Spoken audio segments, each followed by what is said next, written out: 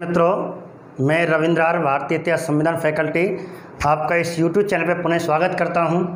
और आप सब जानते हैं हमारी ऑनलाइन नियमित क्लासेस चल रही हैं, टॉपिक वाइज टॉपिक चल रही हैं और सिलेबस वाइज सिलेबस को लेकर के हम विशेष करके इसमें हमने सिलेबस रेट 1 L जो रेट का L1 है, L2 है, शिक्षक भर्ती थर्ड ग्रेड जिसे कहते हैं, दूसरा है आपका पटवार और आपका पुलिस और रेलवे, ठीक है, और थोड़ा सा एसएससी लेवल।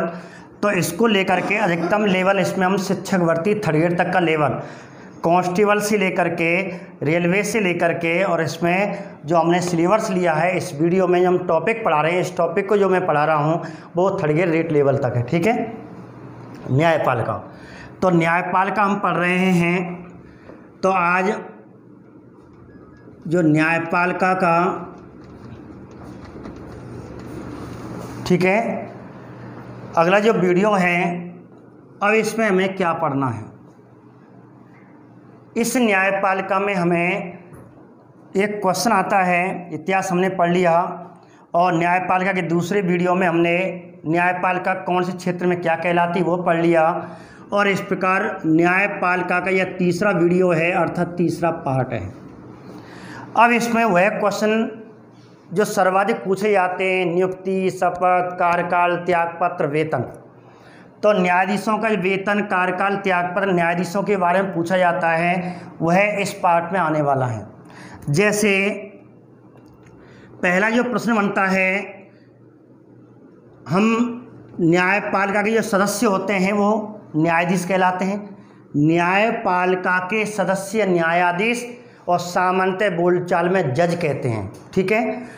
तो हम न्यायाधीशों की बात लेंगे, और मैंने आपको पहले बता दिया है हाई कोर्ट, सुप्रीम कोर्ट, अधीनस्थ न्यायालय को भी साथ में लेकर के सभी न्यायाधीशों को, विशेष करके सुप्रीम कोर्ट, हाई कोर्ट के न्यायाधीशों को साथ में लेकर के चल रहा हूँ, जिससे क्या कन्फ्यूजन ना हो। अब हम न्यायाधीश के बारे में पढ़ेंगे। तो न्यायाधीश के बारे में जितने प्रश्न बनते हैं, हमारे मोस्ट जितने प्रश्न बनते हैं, उनको मैं कुछ टॉपिक के द्वारा, जैसे एक पहला क्वेश्चन बनता है, पहला टॉपिक डाल देता हूं कि न्यायाधीशों की संख्या का निर्धारण। एक क्वेश्चन ये आता है, ठीक है। क्वेश्चन को इन टॉपिकों के माध्यम से मैं आपको पढ़ा रहा हूँ कि न्यायाधीशों की संख्या का निर्धारण पे क्वेश्चन बनता है। पहले मैं आपको क्वेश्चन बता दूँ क्वेश्चन क्या बनेगा। क्वेश्चन विशेष करके इसमें बनता है कि सुप्रीम कोर्ट, जिसे हम उच्चतम न्यायालय कहते हैं, हाई कोर्ट जिसे उच्च न्यायालय कहते हैं। क्वेश्चन क्या बनेगा, सुप्रीम कोर्ट अर्थात उच्चतम न्यायालय के न्यायाधीशों का संख्या का निर्धारण कौन करता है, अर्थात सुप्रीम कोर्ट में अधिकतम कितने न्यायाधीश रह सकते हैं। आज जैसे वर्तमान में सुप्रीम कोर्ट में मैंने आपको पिछले वीडियो में बताया 34 हैं, ऐसे राजस्थान हाई कोर्ट में उच्च न्यायाधीशों की उच्च न्यायालय में जो न्यायाधीश हैं उनकी संख्या 50 है। तो जैसे राजस्थान में 40 से 50 की गई, सुप्रीम कोर्ट में 31 से 34, ठीक है, जैसे 34 से 1 बढ़ा दिया, 31 से 34 हुई। तो ऐसे संख्या का निर्धारण है वो क्या हुआ, तो ऐसे कैसे बढ़ाई गई, पहले 31 से फिर 34 कर दिए, पहले यहाँ 50 थे फिर 40 थे, यहाँ 50 कर दिए।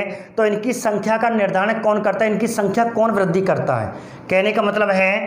तो आपको ध्यान रखना, जब भी आपको सुप्रीम कोर्ट पूछे तो सुप्रीम कोर्ट के न्यायाधीशों की संख्या का निर्धारण कौन करता है, तो आपको आंसर संसद देना है।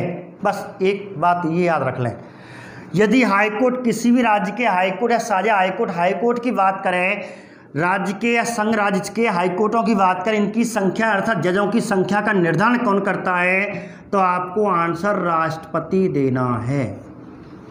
सीधा सीधा प्रश्न बनता है आपका ये। दूसरी बात, संख्या जज कितने होंगे। जैसे हम बात करें कि सुप्रीम कोर्ट में कुल जज, और केवल हम राजस्थान हाई कोर्ट की बात लेकर चल रहा हूँ, राजस्थान हाई कोर्ट में कुल जज, ठीक है। यहाँ मैं एक देश के सबसे बड़े सबसे बड़ी न्यायपालिका जो सुप्रीम कोर्ट कहलाती है, राज्य की जो सबसे बड़ी न्यायपालिका हाई कोर्ट कहलाती है। राजस्थान हाई कोर्ट को लेकर चल रहा हूँ। तो मैंने आपको बताए थे सुप्रीम कोर्ट में मूल संविधान में जो जजों की संख्या थी, मूल संविधान में जजों की जो संख्या थी वो कितनी थी?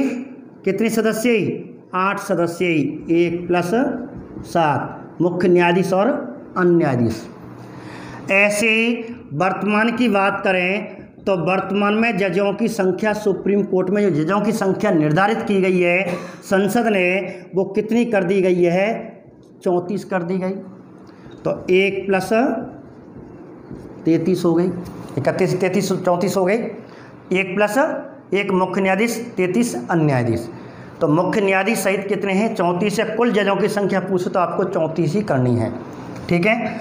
अब ऐसे high court, Rajasthan high court, तो मूल संविधान में जब मूल संविधान बना था राजस्थान हाई कोर्ट में कितने न्यायाधीश राष्ट्रपति ने निर्धारित किए थे कि राजस्थान हाई कोर्ट में शुरू में मूल प्रारंभ में, जिसे कह सकते हैं प्रारंभ में या मूल संविधान में, या प्रारंभ की बात कर दिया, कैसे पूछ ले, इसे प्रारंभ भी कर सकता है। तो प्रारंभ में जजों की संख्या कितनी थी? तो उस समय 11 थे, 1+10, 1 मुख्य न्यायाधीश, 10 अन्य न्यायाधीश। लेकिन आज की बात करते हैं वर्तमान में राजस्थान हाई कोर्ट में जज कितने हैं, अर्थात न्यायाधीश कितने हैं? तो जजों की संख्या कितनी है? 50 है, 1+49, अर्थात 50 से अधिक नहीं हो सकते। तो 50 है। तो ऐसे करके मैंने आपको संख्या का निर्धारण बता दिया। इनकी संख्या का निर्धारण ये होगा। एक प्रश्न तो ये बनता है। एक प्रश्न और आपको बता दूं थोड़ा सा इसी में, जैसे देश का सबसे बड़ा हाई कोर्ट, जैसे मैंने आपको कल बताया था, देश में वर्तमान में हाई कोर्टों की संख्या 25 है। पहला कलकत्ता और नवीनतम आंध्र प्रदेश हाई कोर्ट। अब मैं बात कर रहा हूँ सबसे बड़ा हाई कोर्ट। तो देश का सबसे बड़ा हाई कोर्ट की बात कर रहा हूँ।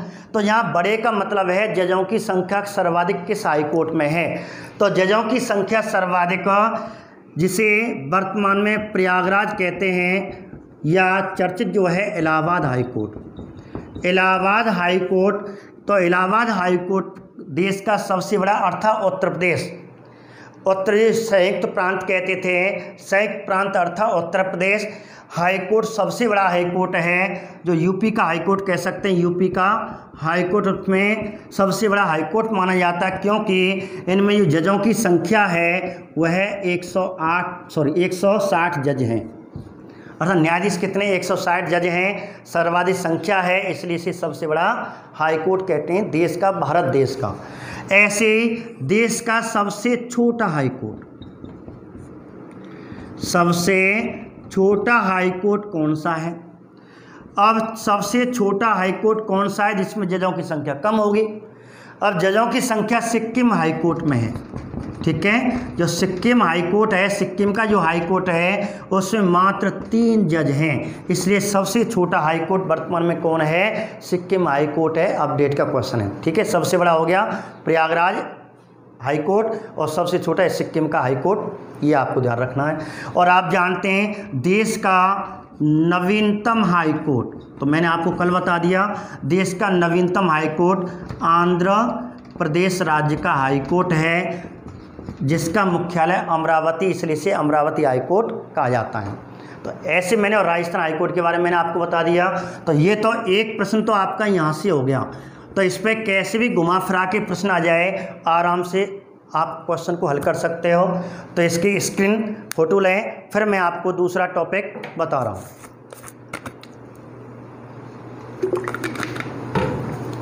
ठीक है, तो ये हमने बात की। दूसरा हम बात करते हैं, जैसे मैं एक चीज़ और आपको बता दूं, 3 अनुच्छेद, वैसे तो मैंने आपको पिछली वीडियो में अनुच्छेद बता दिए, और अनुच्छेदों की जो मैंने तरीका बताया था याद करने का वो भी मैंने आपको बता दिया। तो आपको विशेष करके 3 अनुच्छेद याद करने हैं, सर्वाधिक 3 जो सर्वाधिक पूछे जाते हैं। एक तो सुप्रीम हाई कोर्ट, जो सुप्रीम हाई कोर्ट है और इसका अनुच्छेद पूछा जाता है, और राज्य में जो उच्च न्यायालय होता है उसका अनुच्छेद पूछा जाता है, तो इन दोनों के अनुच्छेद में आपको रिवाइज के रूप में बताइए। तो उच्चतम न्यायालय होगा, इसका उल्लेख कौन से आर्टिकल्स में है? 124 आर्टिकल्स में है। उच्च न्यायालय का हाई कोर्ट का उल्लेख कौन से अनुच्छेद में है? अनुच्छेद 214 में है। एक और मैं आपको बता दूं, जैसे जिला अदालत होता है, अर्थात हाई कोर्ट से छोटे अधीनस्थ न्यायालय जिसे कहते हैं, प्रत्येक जिले में होता है, उन्हें अधीनस्थ न्यायालय कहा जाता है, जिसे जिला न्यायालय कह सकते हैं, और पेपर में अधीनस्थ न्यायालय आता है। तो आपको आया अधीनस्थ न्यायालय जो जिला स्तर पे होते हैं, ठीक है, जिला न्यायालय होते हैं। तो जिला न्यायालय का उल्लेख पूछे तो आपको अनुच्छेद 233 करना है। तो ये अनुच्छेद आपको विशेष करके ध्यान रखने हैं। ऐसे करके आप इस टॉपिक में हमने न्यायाधीशों की संख्या, गठन की स्थापना के बारे में कैसे कैसे क्या होगा। अब बात करते हैं, ठीक है भाई, न्यायाधीश इतने होंगे, अब न्यायाधीशों की योग्यताएं पूछेगा। तो अब बात करते हैं, न्यायाधीशों की योग्यताएं पूछी जाती हैं, और पेपर में न्यायाधीशों की योग्यताएं जो पूछेगा या तो सुप्रीम कोर्ट का पूछेगा या फिर हाई कोर्ट का पूछेगा। रीट वाले, L1 वाले, STC वाले हों तो अधिकतर विशेष करके उच्चतम न्यायालय अच्छी तरह से याद करें, ध्यान रखें।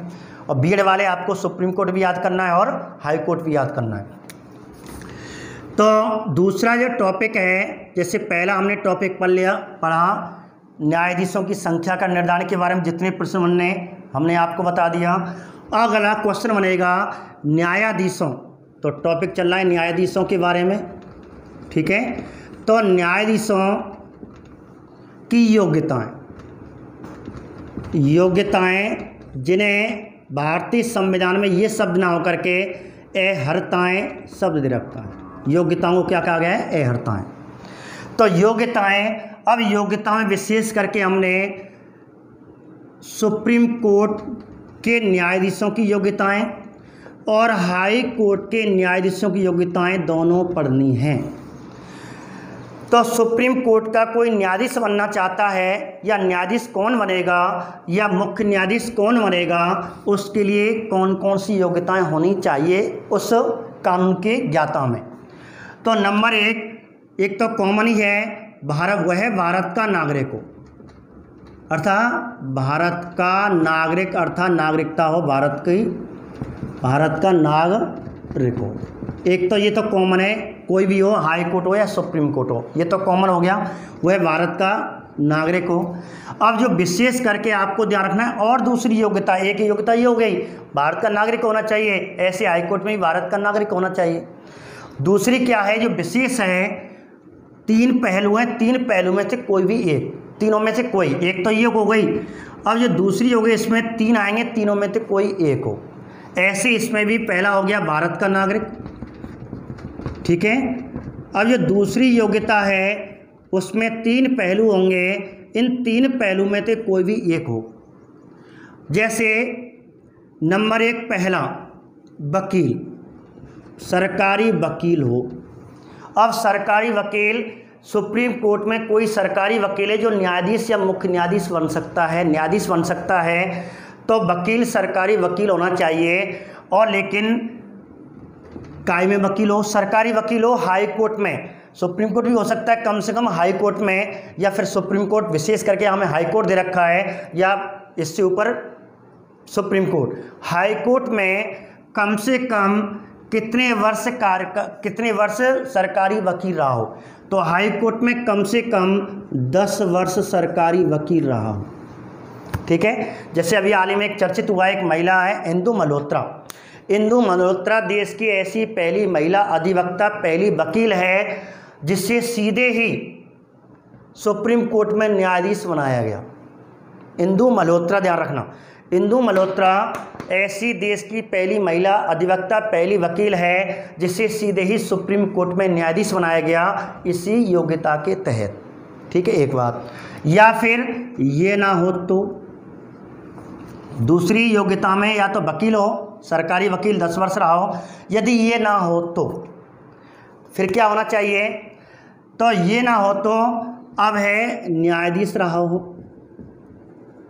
जैसे मुख्य न्यायाधीश सुप्रीम कोर्ट में बनाना है तो न्यायाधीश रहा हो, या तो सुप्रीम कोर्ट में न्यायाधीश हो या फिर हाई कोर्ट में न्यायाधीश रहा हो। विशेष करके आपको ये ध्यान रखना है, ठीक, न्यायाधीश रहा हो और कितने वर्ष कम से कम सरकारी हाई कोर्ट में सरकारी न्यायाधीश रहा हो। लगभग 5 वर्ष है, न्यायाधीश सरकारी होते हैं। हाई कोर्ट में 5 वर्ष न्यायाधीश रहा हो, या फिर राष्ट्रपति की दृष्टि में, क्योंकि राष्ट्रपति हाई कोर्ट सुप्रीम कोर्ट के न्यायाधीशों की नियुक्ति करता है, तो राष्ट्रपति की दृष्टि में कानून का ज्ञाता हो, कानूनी विशेषज्ञ हो। इन तीनों में से एक, सरकारी 10 साल सरकारी वकील रहा हो लगातार, या 5 वर्ष न्यायाधीश के रूप में काम कर लिया हो। हाई कोर्ट में तो सुप्रीम कोर्ट पहुंच जाएगा, यदि सुप्रीम कोर्ट का वकील न्यायाधीश है तो उसे सुप्रीम कोर्ट का मुख्य न्यायाधीश बना सकते हैं, या राष्ट्रपति दृष्टि में कानून का ज्ञाता हो। एक बात, ठीक है। ऐसे हाई कोर्ट में कोई न्यायाधीश बनना चाहता है तो पहली बात तो भारत का नागरिक हो, दूसरा वकील रहा हो, तो वकील के लिए भी यही है, तो वकील हाई कोर्ट में या फिर अधीनस्थ न्यायालय में ठीक है, और कितने वर्ष, 10 वर्ष लगातार वकील रहा हो। एक बात ये हो गई।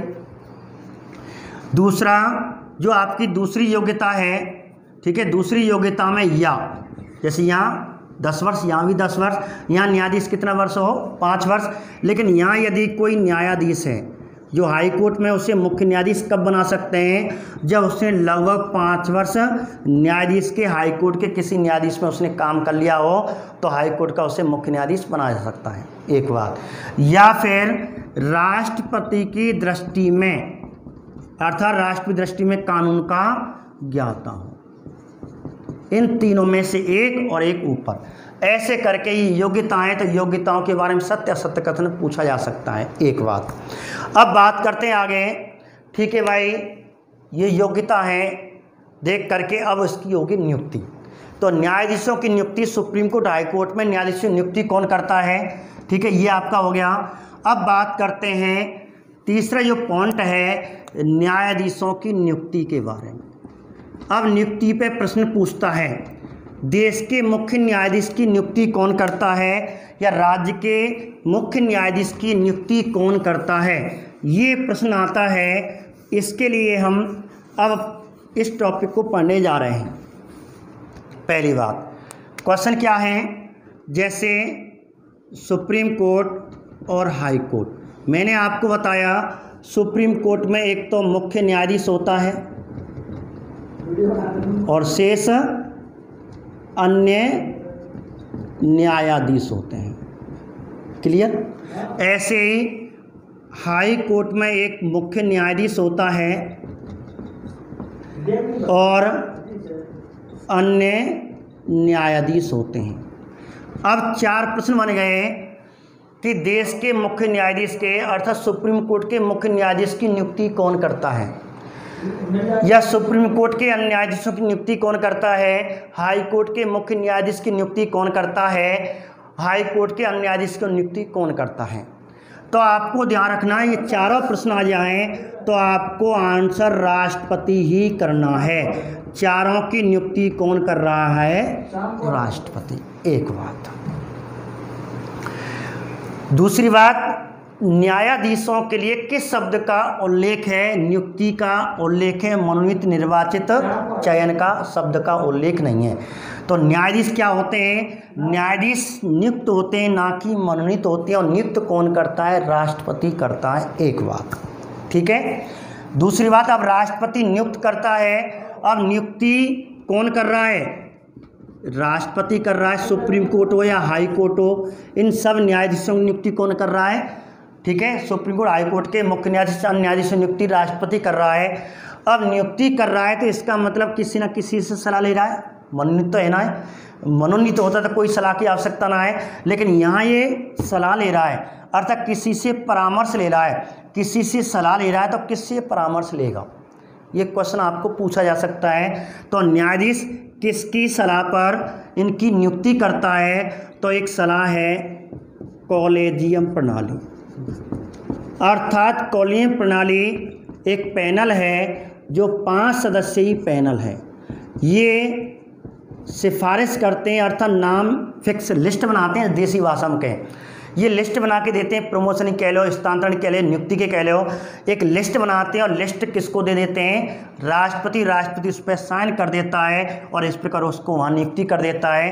अब कॉलोनी प्रणाली लिस्ट कैसे बनती है, अब सुने।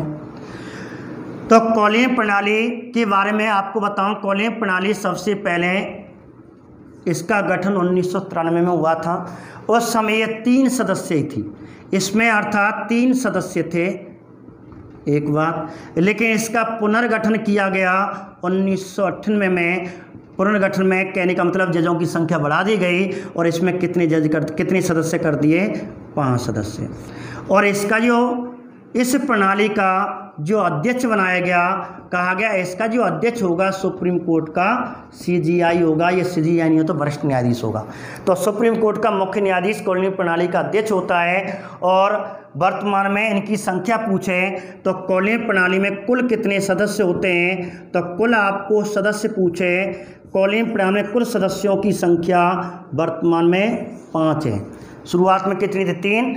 और कब गठित हुई, 1993। पुनर्गठन कब हुआ, गठन हुआ 1993, पुनर्गठन हुआ 1998 में। और कॉलोनी प्रणाली में कुल सदस्यों की संख्या 5 होती है और जिसमें 1 मुख्य न्यायाधीश और 4 सुप्रीम कोर्ट के, तो सुप्रीम कोर्ट के अन्य न्यायाधीश होते हैं, वरिष्ठ न्यायाधीश।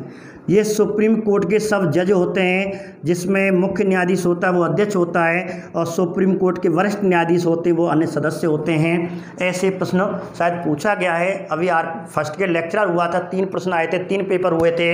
एक में पूछा था कॉलोनी प्रणाली गठन कब हुआ, 1993 में। दूसरा क्वेश्चन पूछा कॉलोनी प्रणाली वो राष्ट्रपति किसकी सिफारिश पर जजों की नियुक्ति, न्यायाधीशों की नियुक्ति करता है, कॉलोनी प्रणाली की सिफारिश पर। कॉलोनी प्रणाली में मुख्य न्यायाधीश के अलावा कितने अन्य सदस्य होते हैं, तो आंसर आएगा उसमें 4। ठीक है, ये क्वेश्चन आपको फर्स्ट ईयर लेक्चरर में जीके के प्रश्न में पूछा गया है। तो दोबारा सुने, कॉलोनी प्रणाली का संबंध न्यायाधीशों की नियुक्ति के संबंध में है और कॉलोनी प्रणाली का जो अध्यक्ष होता है वो सुप्रीम कोर्ट का मुख्य न्यायाधीश होता है। और इसका गठन 1993 में किया गया। उस समय इसमें 3 सदस्य थे, 1 मुख्य न्यायाधीश, 2 सुप्रीम कोर्ट के अन्य वरिष्ठ न्यायाधीश। लेकिन इसका पुनर्गठन 1998 में किया गया, जिसमें 5 सदस्य कर दिए गए, जिसमें 1 सदस्य मुख्य न्यायाधीश, 4 अन्य सदस्य सुप्रीम कोर्ट के अन्य वरिष्ठ न्यायाधीश। अब ये क्या करते हैं, तो सुप्रीम कोर्ट का मुख्य न्यायाधीश 4 सुप्रीम कोर्ट के अन्य न्यायाधीशों को बुलाता है, बैठक करता है और इस प्रकार ये लिस्ट बनाते हैं कि भाई किस जज को किस हाई कोर्ट में या सुप्रीम कोर्ट में बनाया जाए, इसकी नियुक्ति की जाए। ये नाम लिख देते हैं। जैसे वर्तमान में राजस्थान का जो मुख्य न्यायाधीश है इंद्रजीत महाती है, तो इंद्रजीत महाती कॉलम लिस्ट प्रणाली में लिख दिया और कह दिया कि भाई इससे राजस्थान हाई कोर्ट में इसको नियुक्ति की जाए। और इस प्रकार ऐसे लिस्ट बना देते हैं, प्रमोशन लिस्ट कह सकते हैं, स्थानांतरण लिस्ट कह सकते हैं, नियुक्ति लिस्ट कह सकते हैं। और लिस्ट किसको पकड़ा दी जाती है, राष्ट्रपति, और राष्ट्रपति उस पर क्या कर देता है, अपने हस्ताक्षर कर देता है और हस्ताक्षर करके इस प्रकार नियुक्ति मिल जाती है। भाई जाओ, राष्ट्रपति नीचे हस्ताक्षर कर दिए। और इस प्रकार कहने का मतलब है राष्ट्रपति सुप्रीम कोर्ट के मुख्य न्यायाधीश की अध्यक्षता वाली 5 सदस्यीय कॉलम प्रणाली की सिफारिश पर सुप्रीम कोर्ट, हाई कोर्ट के मुख्य न्यायाधीश और अन्य न्यायाधीशों की नियुक्ति करता है। आगे समझ में, तो ऐसे करके इनकी नियुक्ति की जाती है। एक बात, एक क्वेश्चन आता है कि मुख्य न्यायाधीश की नियुक्ति के लिए राष्ट्रपति किससे सलाह लेता है, तो कॉलम प्रणाली आएगी स्पष्ट रूप से। यदि अन्य न्यायाधीश की नियुक्ति की सलाह तो कॉलम प्रणाली में किससे ले रहा है, मुख्य न्यायाधीश से ले रहा है, तो मुख्य न्यायाधीश से सलाह लेगा। यहाँ विशेष करके मुख्य न्यायाधीश की जब हाई कोर्ट के मुख्य न्यायाधीश से नियुक्ति करता है, सलाह किससे लेता है, तो विशेष करके एक तो किससे सलाह लेगा, सुप्रीम देश के मुख्य न्यायाधीश से, और राज्य के राज्यपाल से भी सलाह ले सकता है, 2 व्यक्ति आएंगे।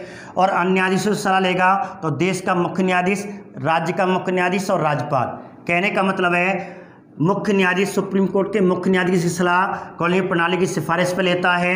सुप्रीम कोर्ट अन्य न्यायाधीशों की सलाह, अर्थात नंबर 1 देश का मुख्य न्यायाधीश, ठीक है, सलाह लेता है। हाई कोर्ट के मुख्य न्यायाधीश की सलाह राष्ट्रपति किससे लेता है? देश के मुख्य न्यायाधीश से लेता है, राज्य के राज्यपाल से लेता है। अन्य न्यायाधीश, हाईकोर्ट के अन्य न्यायाधीश सलाह किससे लेता है? देश के मुख्य न्यायाधीश, राज्य के मुख्य न्यायाधीश और राज्यपाल से लेता है। इसे परामर्श कहते हैं। ये भी क्वेश्चन पूछ लिया जाता है। मैंने आपको मौके बता दिया, विशेष करके आपको सर्वाधिक ये प्रश्न पूछा जाएगा। तो चारों की नियुक्ति है, चाहे सुप्रीम कोर्ट हो या हाई कोर्ट हो, कोई भी न्यायाधीश हो, मुख्य न्यायाधीश हो, अन्य न्यायाधीश हो, इन सब की नियुक्ति कौन करेगा? राष्ट्रपति करेगा।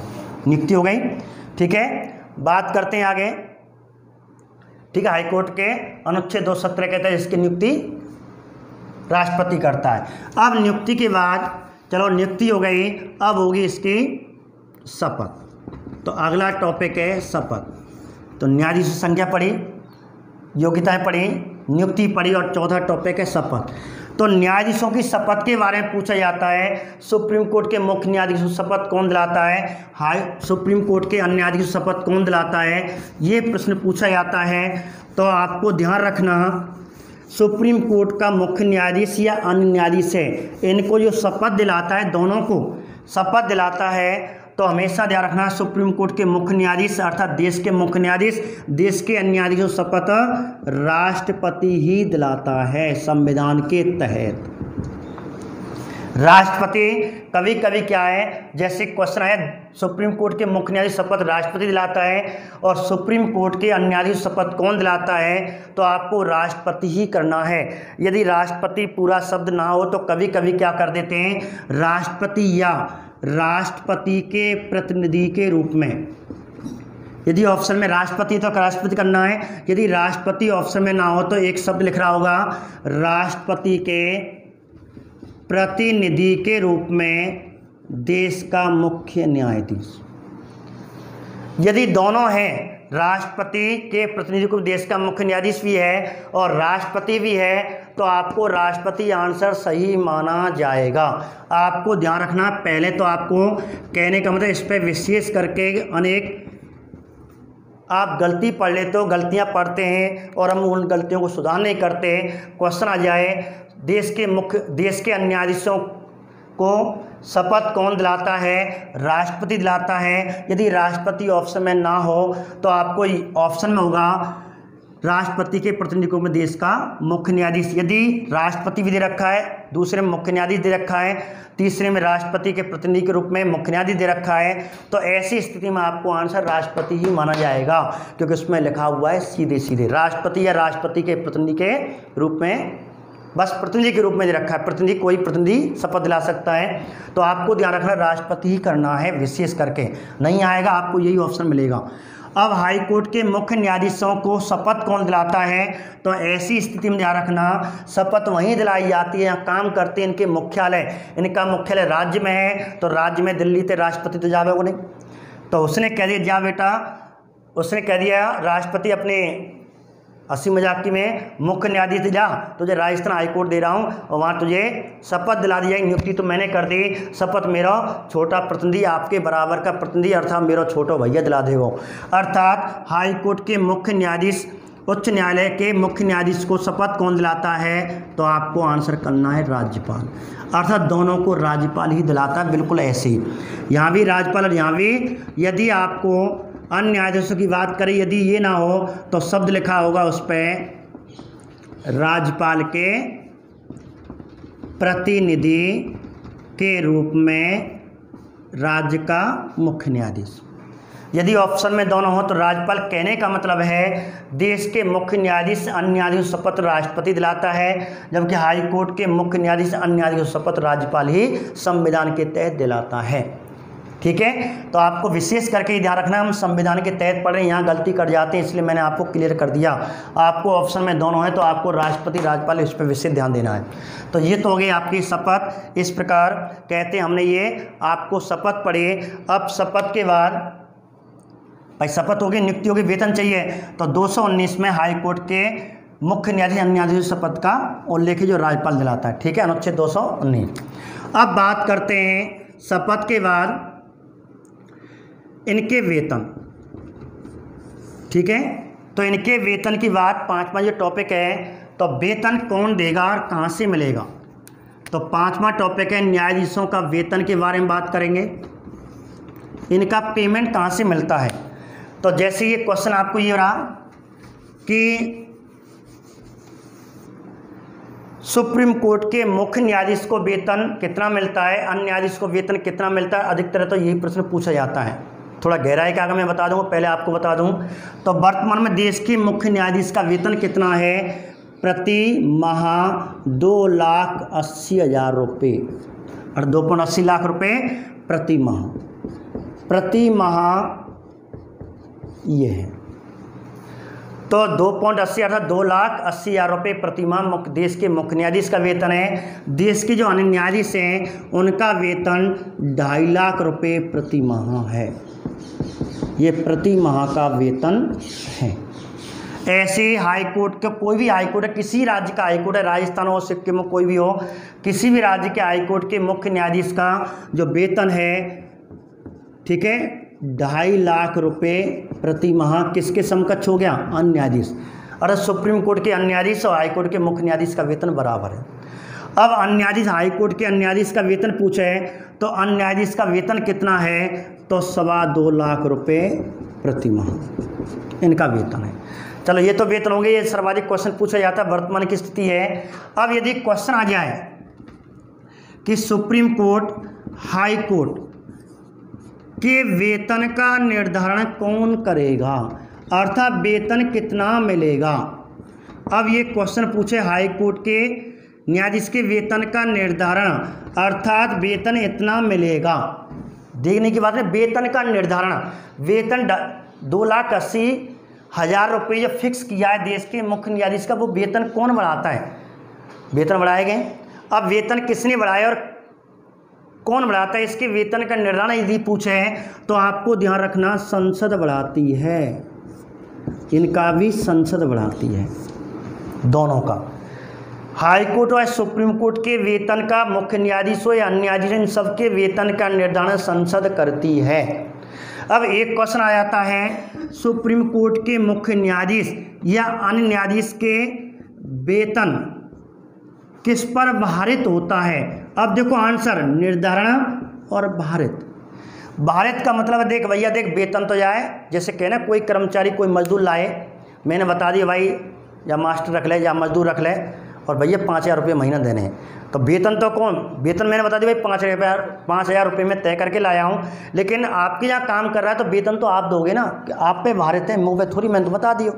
ऐसे संसद फिक्स कर देती है भाई इसका वेतन इतना है, आपको ये वेतन देना है। अब वेतन कहाँ मिले, कौन देगा, जिस राज्य में काम करेगा, जहाँ पे काम करेगा। अब देश में काम करेगा, अब देश में काम करेगा तो भारत की संचित निधि देगी, मोदी सरकार को कोष देगा, तो भारत की संचित निधि पेमेंट देगी, एक बात। और हाई कोर्ट के वेतन जो भत्ते जो भारित होते हैं अर्थात वेतन कौन देगा, कितना मिलेगा, ये तो संसद कह रही है, ठीक है, संसद ने कह दिया लाला तुझे 2.5 लाख रुपए देने इंद्रजीत को, अब राजस्थान अशोक गहलोत देगो, भैया ठीक है दे दूँ, काम तो 3 कर रहा हूँ। इस प्रकार राज्य की संचित निधि वेतन देगी, वेतन भारित। आपको ये शब्द आएंगे, वेतन का निर्धारण पूछे तो आपको संसद करना है, और सुप्रीम कोर्ट के वेतन को भारित पूछे, वेतन भत्तों को भारत न्यायाधीश कौन करता है, तो भारत की संचित निधि अर्थात मोदी की कोष निधि करेगी, मोदी सरकार की, यहाँ अशोक गहलोत की कोष निधि देगा, वहाँ से पैसा देगा, वेतन यहाँ से मिलेगा, वेतन फिक्स वहाँ से होगा। तो ये हो गया आपका वेतन का निर्धारण, ठीक है। तो अनुच्छेद 221 में लिख रखा है, सो हाई कोर्ट के न्यायाधीश के वेतन अनुच्छेद 221 में लिखे हुए हैं। अब बात करते हैं वेतन की बात, ठीक है भाई, पेमेंट मिलने लग गया, अब कब तक काम करेंगे। अब बात करते हैं इनके कार्यकाल के, जो अगला टॉपिक है कार्यकाल। अब इनका कार्यकाल पूछ लिया जाता है कि सुप्रीम कोर्ट के मुख्य न्यायाधीश कार्यकाल कितना होता है, अन्य न्यायाधीश का कार्यकाल कितना होता है, ये कार्यकाल भी पूछ लिया जाता है। अब बात करते हैं यहाँ पे, ठीक है। तो सुप्रीम कोर्ट के मुख्य न्यायाधीश कार्यकाल अर्थात इनकी उम्र आती है, इनकी उम्र अब क्या, अधिकतम उम्र या न्यूनतम उम्र, तो ध्यान रखना जितने राजनेता होते हैं उनकी हमेशा न्यूनतम उम्र पूछी जाती है, और जितने सरकारी गवर्नमेंट अधिकारी होते हैं और उनकी अधिकतम रिटायरमेंट उम्र पूछी जाती है, अधिकतम उम्र रिटायरमेंट की पूछी जाती है, तो इनकी न्यूनतम उम्र 21, 25, 30, 35 नहीं होती। इनकी रिटायरमेंट उम्र पूछी जाएगी, कितने उम्र तक ये काम कर सकते हैं, नौकरी पर रह सकते हैं, रिटायरमेंट हो जाएंगे। तो मुख्य न्यायाधीश, सुप्रीम कोर्ट के मुख्य न्यायाधीश, देश के मुख्य न्यायाधीश कितने वर्ष तक काम करेगा, कितनी उम्र तक? 65 वर्ष की उम्र तक इनका कार्यकाल होता है, तो 65 वर्ष की उम्र। ऐसे अन्य न्यायाधीश, तो अन्य न्यायाधीश में 65 वर्ष की उम्र, न्यायाधीश हो या अन्य न्यायाधीश दोनों का रिटायरमेंट जो उम्र है वो 65 वर्ष है। और हाई कोर्ट के मुख्य न्यायाधीश, अन्य न्यायाधीश उनकी 62 वर्ष की उम्र तक। ठीक है, तो 62 वर्ष की उम्र तक, तो आपको ध्यान रखना इन दोनों का एक ही कार्यकाल है। तो इस प्रकार ये हो गया आपका 15वें संविधान संशोधन 1900, ठीक है, पंडित जवाहरलाल नेहरू के समय ये किया गया था और फिक्स कर दिया 1963 में कि ये उम्र रहेगी, ये उम्र आज भी है। तो सुप्रीम कोर्ट के मुख्य न्यायाधीश, अन्य न्यायाधीश का कार्यकाल कितना होता है? 65 वर्ष की उम्र तक। 6 वर्ष जो भी पहले, वो नहीं ध्यान रखना, गलत रख देते हैं 6 वर्ष या 65 वर्ष की उम्र जो भी पहले, 6 वर्ष नहीं है, केवल आपको ध्यान रखना 65 वर्ष, तो 65 वर्ष ही आंसर माना जाएगा। 6 वर्ष या 65 वर्ष की उम्र जो भी पहले हो। और ऐसा ऑप्शन दे दिया, एक में 65 दे दिया, एक में 62 दे दिया, एक में कह दिया 6 वर्ष या 65 वर्ष की उम्र जो भी पहले हो, 6 वर्ष या 62 वर्ष की उम्र जो भी पहले हो। और क्वेश्चन बना दिया देश का मुख्य न्यायाधीश का कार्यकाल कितना होता है, तो आपको 65 वर्ष करनी है, ना कि 6 वर्ष या 65 वर्ष की उम्र जो भी पहले हो। वो 6 वर्ष की उम्र जो भी पहले हो वो नहीं है, आपको यही सही आंसर है, ध्यान रखना संविधान के तहत, अपनी तरफ से कुछ नहीं जोड़ना। अब कार्यकाल हो गया। अब कार्यकाल के बाद अब कहते हैं यदि ये त्याग पत्र दें तो अगला बिंदु, तो देश का मुख्य न्यायाधीश किसे त्याग पत्र देगा? ठीक है, अन्य न्यायाधीश किसे त्याग पत्र देंगे? हाई कोर्ट का मुख्य न्यायाधीश किसे त्याग पत्र देगा? अब बात कर लेते हैं त्याग पत्र की। तो ये त्याग पत्र किसे देगा? तो न्यायाधीश अपना त्याग पत्र किसे देते हैं? ठीक है, अगला टॉपिक आपका 7वां पॉइंट हो रहा है। तो देश का मुख्य न्यायाधीश अपना त्यागपत्र किसे देगा? तो देश का मुख्य न्यायाधीश अपना त्यागपत्र, ध्यान रखना, जिसने ज्वाइनिंग कराई है, जिसने नियुक्ति कराई है, वे इसी को त्यागपत्र देंगे। तो ध्यान रखना, और चारों की ज्वाइनिंग किसने कराई थी? राष्ट्रपति ने कराई थी, इसलिए अपना त्यागपत्र किसे देंगे? राष्ट्रपति। तो ध्यान रखना, हाई कोर्ट के मुख्य न्यायाधीश, अन्य न्यायाधीशों केवल शपथ का संबंध है राज्यपाल से, बाकी सब में राष्ट्रपति आएगा। नियुक्ति, ठीक है, आपको विशेष करके ध्यान रखना, नियुक्ति है, पद से हटाना, सब काम कौन करेगा? राष्ट्रपति करेगा। तो त्यागपत्र मुख्य न्यायाधीश, सुप्रीम कोर्ट का मुख्य न्यायाधीश हो या हाई कोर्ट का मुख्य न्यायाधीश हो, ये त्यागपत्र राष्ट्रपति देंगे। ऐसे सुप्रीम कोर्ट के अन्य न्यायाधीश हो या हाई कोर्ट के अन्य न्यायाधीश, ये भी त्यागपत्र राष्ट्रपति को देंगे। ध्यान रखना, चारों, ठीक है, नियुक्ति चारों को राष्ट्रपति दे रहा है, और त्यागपत्र भी चारों किसको दे रहे हैं? लेकिन शपथ थोड़ा अलग है, यहाँ विशेष करके ध्यान रखना। अब त्यागपत्र हो गया। अब एक होता है, एक क्वेश्चन आ जाता है पदच्युत। पदच्युत का मतलब है समय से पहले क्या न्यायाधीश को हटा सकते हैं? तो समय से पहले न्यायाधीश को कौन हटा सकता है? यानी नियुक्ति करी समय से पहले, अर्थात 65 वर्ष की या 62 वर्ष, तो 65 वर्ष से पहले इसको हटा सकते हैं, 62 वर्ष से पहले इनको हटा सकते हैं। और हटाने का अधिकार किसको प्राप्त है? राष्ट्रपति को। लेकिन राष्ट्रपति यूँ नहीं हटा दिया, राष्ट्रपति किसके तहत हटाएगा? तो आपने देखा होगा, एक लास्ट टॉपिक है, कैसे हटाएगा? तो मैं आपको थोड़ा सा सामान्य परिचय बता दूं। तो एक प्रक्रिया संसद की महाभियोग प्रक्रिया के समान, राष्ट्रपति जो संसद की महाभियोग प्रक्रिया के तहत हटाता है, उसी के समान एक प्रक्रिया है। तो आपको मैं बता दूं, एक शब्द है संसद की महाभियोग प्रक्रिया। ध्यान रखना, भारतीय संविधान में महाभियोग शब्द का उल्लेख नहीं है। अब न्यायाधीशों की संसद की महाभियोग प्रक्रिया का उल्लेख अनुच्छेद 124(4) में है। तो संसद की महाभियोग प्रक्रिया, महाभियोग का शब्द का कोई उल्लेख नहीं है संविधान में। तो एक संसद ने न्यायाधीश, ठीक है, एक कहते हैं न्यायाधीशों हटाने के क्रम में एक अधिनियम बनाया, और 1968 में, ठीक है, न्यायाधीशों के संबंध में एक अधिनियम बनाया 1968 में। उस अधिनियम में इस शब्द का उल्लेख है, तो मूल संविधान में महाभियोग शब्द का उल्लेख नहीं है, लेकिन चर्चित है, क्वेश्चन पूछ लिए जाते हैं, महाभियोग शब्द को जोड़ देते हैं। तो ध्यान रखना, महाभियोग शब्द का संविधान में कोई उल्लेख नहीं है। ये तो न्यायाधीश अधिनियम 1968 में ही इसका उल्लेख किया गया, जो संसद ने एक अधिनियम बनाया था कि इसको समय से पहले राष्ट्रपति हटा सकता है, लेकिन राष्ट्रपति किससे सलाह लेकर के हटाएगा? संसद से। तो कहने का मतलब है अनुच्छेद 124(4) के तहत राष्ट्रपति संसद की महाभियोग प्रक्रिया के तहत, ठीक है, अर्थात संसद की सिफारिश पर किसी भी सुप्रीम कोर्ट हो या हाई कोर्ट है उसके न्यायाधीश को समय से पहले हटा सकता है। अब हटाने के लिए एक न्यायाधीश अधिनियम लाया जाएगा, इसके तहत संसद की महाभियोग प्रक्रिया लाई जाएगी। अब किसी न्यायाधीश को हटाना है तो सबसे पहली बात ध्यान रखना, अब न्यायाधीश को राष्ट्रपति हटाएगा, लेकिन राष्ट्रपति किससे सलाह लेगा? संसद से सिफारिश लेगा, और संसद की महाभियोग प्रक्रिया सिफारिश करेगी। तो इसे हटाने का आधार क्या है, इसे कैसे हटा सकते हैं? तो ध्यान रखना, इसे हटाने के, न्यायाधीश को हटाने के केवल 2 आधार हैं। कितने आधार हैं? 2 आधार, ध्यान रखना। 2 आधार पर हटा सकते हैं, या तो संसद साबित कदाचार सिद्ध कर दे एक बार, तो संसद में राष्ट्रपति संसद के द्वारा साबित कदाचार कि यानी कोई गलत आरोप लगाया, गलत कोई कार्य किया या नहीं किया, या कार्य करने में अक्षमता, असमर्थ जिसे कह सकते हैं, कभी कभी इसकी जगह पे ये शब्द जाता है। तो असमर्थता या अक्षमता या साबित कदाचार के आधार पर 2 आधार पर इसे हटा सकते हैं। संविधान का उल्लंघन करने पर राष्ट्रपति को हटाया जाता है संसद की महाभियोग प्रक्रिया में, वहाँ संविधान का उल्लंघन आता है, और यहाँ साबित कदाचार और अक्षमता आती है न्यायाधीश के विरुद्ध।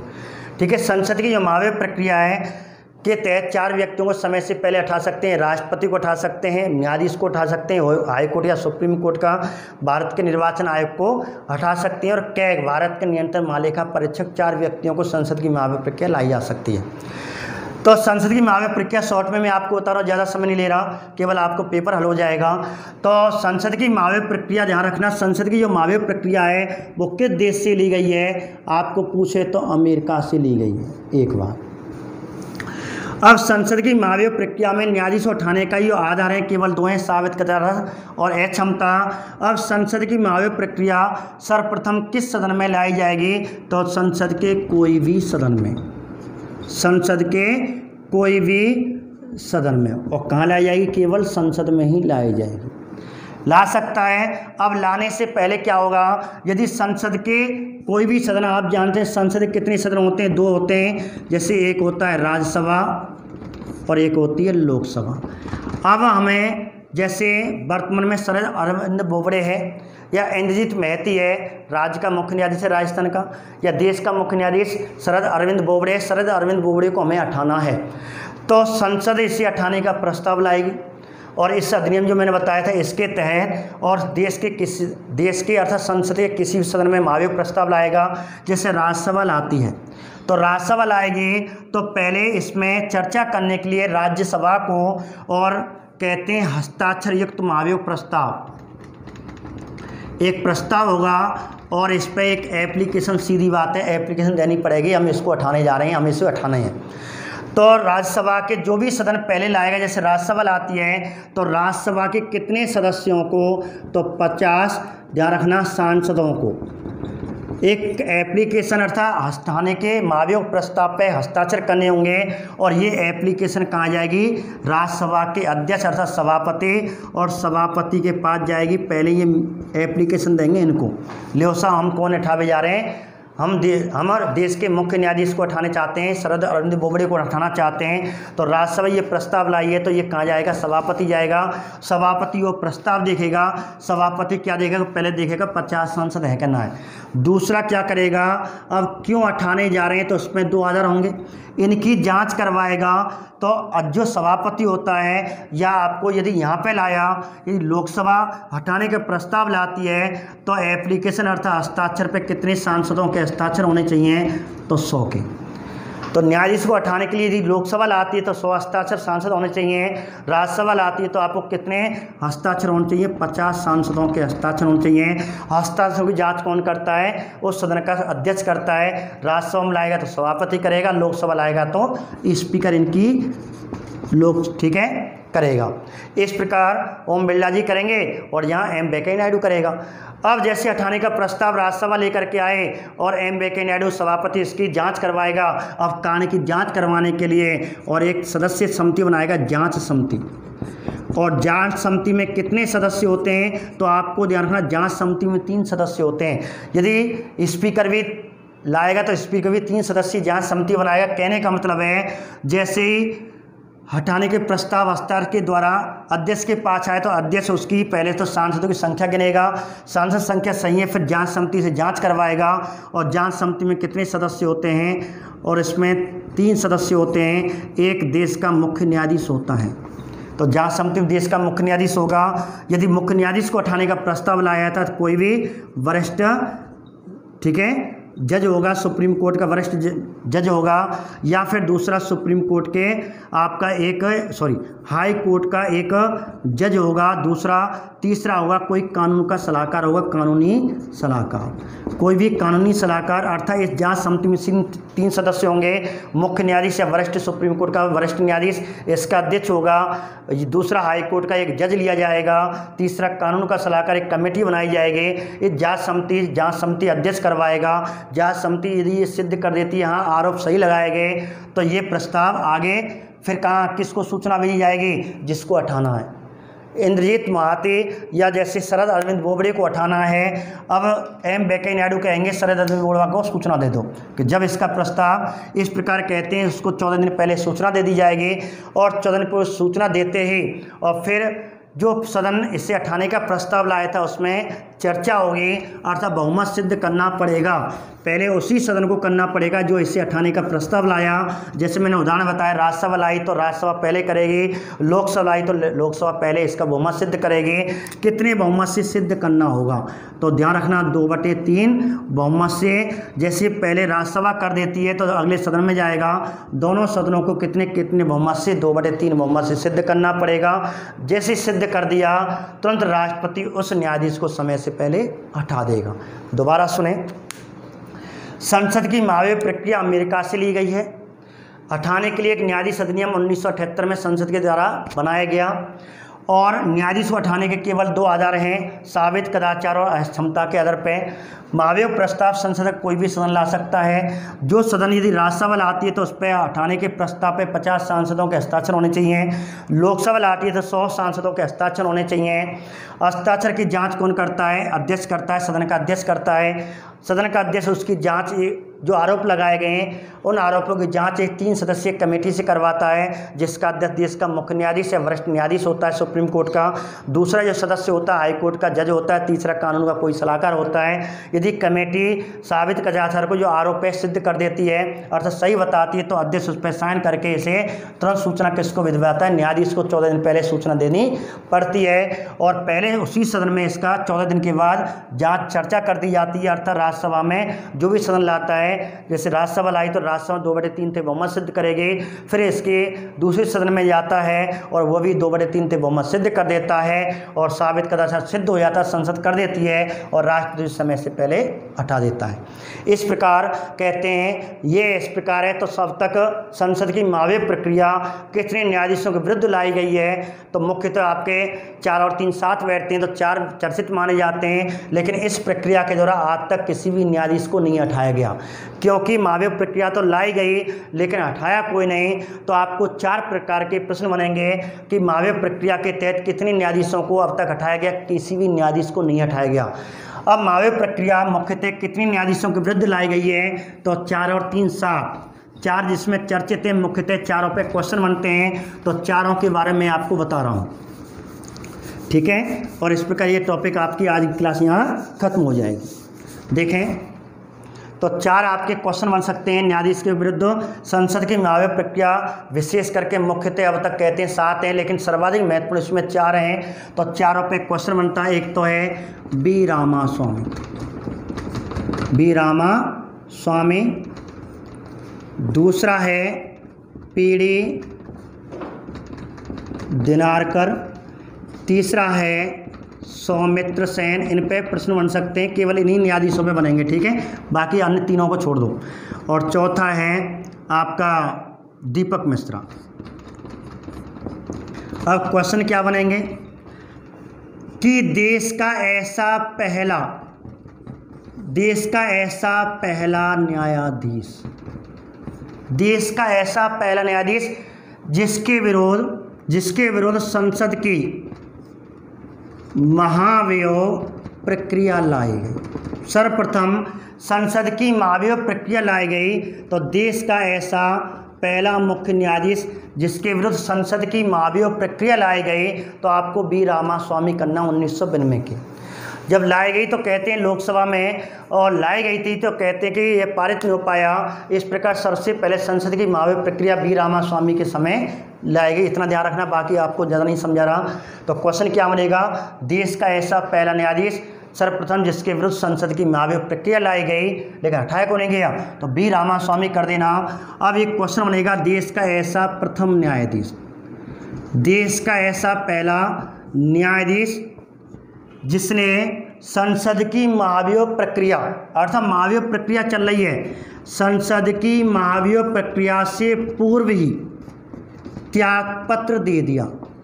अर्थात जब सूचना पहुंचाई गई न्यायाधीश को पीडी दिनारकर को कि भाई तुम्हें हटाने का प्रस्ताव की चर्चा होने वाली है उस सदन में, बातें पहले ही घबराएगा और त्यागपत्र दे गया।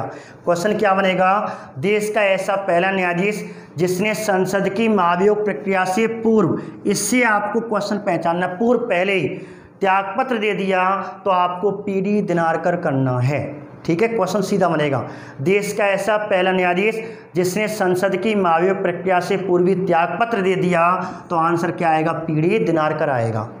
दूसरी बात, सौमित्र सेन सिक्किम हाईकोर्ट का मुख्य न्यायाधीश था, ये कहते हैं सुप्रीम कोर्ट का मुख्य न्यायाधीश था। अब सौमित्र सेन देश का ऐसा पहला न्यायाधीश, देश का ऐसा पहला न्यायाधीश जिसने संसद महाभियोग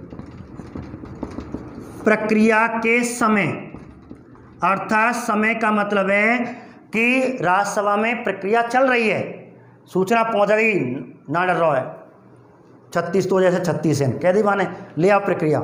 अब जैसे राज्यसभा में ये पारित हो गए, घबरा गया, राज्यसभा तो पारित कर रही, लाला मुँह तो दाग लग जाओ। तो संसद की प्रक्रिया जब चल रही थी, अर्थात सदन में चर्चा चल रही थी और घबरा गया, इससे लगा क्योंकि 2/3 थे बहुमत सिद्ध होने वाला था, घबरा गया, दूसरे सदन में जाएगा और जैसे ही दूसरे सदन में गया तो राष्ट्रपति मुझे उठा देगा, मेरे पे दाग लग जाएगा जिंदगी भर। इसलिए इसने सबसे पहले घबरा गया और संसद की महाभियोग प्रक्रिया चल रही थी और उसी समय क्या दे दिया, इसने त्यागपत्र दे दिया। तो क्वेश्चन क्या बन गया, ये पूर्व और ये समय। तो देश का ऐसा पहला न्यायाधीश जिसने संसद की महाभियोग प्रक्रिया के समय त्यागपत्र दिया वह कौन सा न्यायाधीश है, सौमित्र सेन। ठीक है, जो कलकत्ता हाईकोर्ट का न्यायाधीश था, सौमित्र सेन ने यह त्यागपत्र दे दिया। अब दीपक मिश्रा पर क्या क्वेश्चन बनेगा, देश का ऐसा प्रथम न्यायाधीश, देश का ऐसा पहला या प्रथम मुख्य न्यायाधीश। अब बात क्या कर रहे थे, न्यायाधीशों की।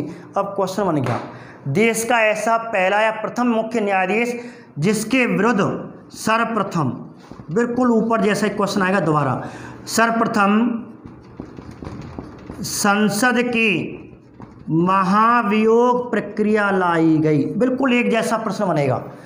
दोबारा सुने, देश का ऐसा पहला न्यायाधीश जिसके विरुद्ध सर्वप्रथम संसद की महाभियोग प्रक्रिया लाई गई तो आपको वी रामास्वामी करना है। ऑप्शन में ये चारों आएंगे क्योंकि वो पूछ रहा है केवल न्यायाधीश। यदि मुख्य न्यायाधीश पूछे, यही न्यायाधीश से पहले मुख्य न्यायाधीश सब लगा दिया, देश का ऐसा पहला मुख्य न्यायाधीश जिसके विरुद्ध सर्वप्रथम संसद की महाभियोग प्रक्रिया लाई गई तो मुख्य न्यायाधीश है केवल दीपक मिश्रा। तो ऐसे करके आपके ये 4 प्रश्न आपको पूछे जा सकते हैं और अगली वीडियो में एक वीडियो और है, उसके माध्यम से आपको यहाँ और न्यायाधीशों के बारे में, लेकिन विशेष करके रीट लेवल इसी में से आपके प्रश्न बन जाएंगे। ठीक है, तो आगे वीडियो देखने के लिए इस चैनल को सब्सक्राइब करें। धन्यवाद। रविंद्र सर।